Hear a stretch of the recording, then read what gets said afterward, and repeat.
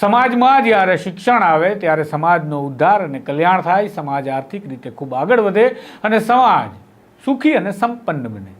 પરંતુ જ્યારે સમાજની અંદર કોઈ એ પ્રકારના દૂષણ ઘૂસવા લાગે કે જેને ગુનાખોરીની દિશામાં જઈ રહ્યા છીએ તેવું કહેવાય, ત્યારે એ દૂષણ સમાજ માટે પતન પણ કરવાનું એક મૂળ સાબિત થતું હોય છે.